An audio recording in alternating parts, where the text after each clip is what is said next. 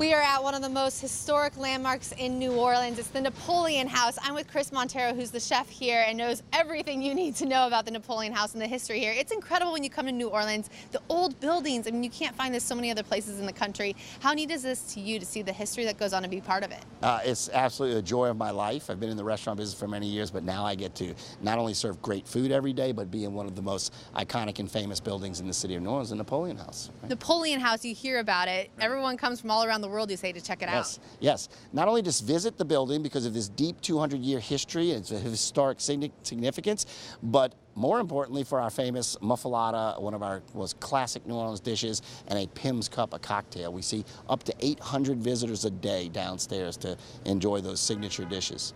And not just people coming to visit, but commercials being shot. The Super Bowl was just on. You were saying a famous commercial was on then. Yeah, well. You may have noticed the Budweiser commercial a couple weeks ago in the Super Bowl. That was shot downstairs, a period piece, because we're period correct, right? That was supposed to be 1850. This is actually an 1812 original architecture site.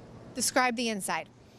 The inside has two different worlds, right? Upstairs is very elegant and period correct, and it's kind of formal, represents the early days of Creole New Orleans. The downstairs is really this funky, cool bohemian bar, right, with lots of pictures and signatures and autographs on the walls and so on. Famous people like Ernest Hemingway and Tennessee Williams were hung out here, and Andy Warhol. So we enjoy a mix of eclectic guests, right? Locals and tourists alike love the Napoleon House. But 200 years, it just started as an apartment.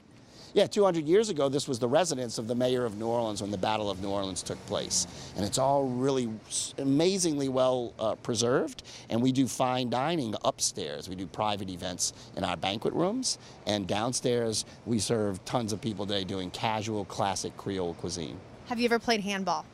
I have played handball, yes. Tell me the experience. Well, when I was younger, I played a lot of competitive tennis.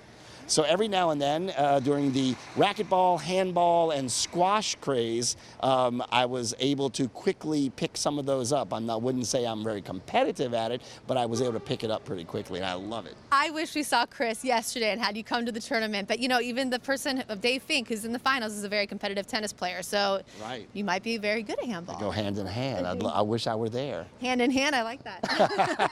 Thank you so much for telling us about the Napoleon House today. You bet. Thanks for visiting. Back to you guys.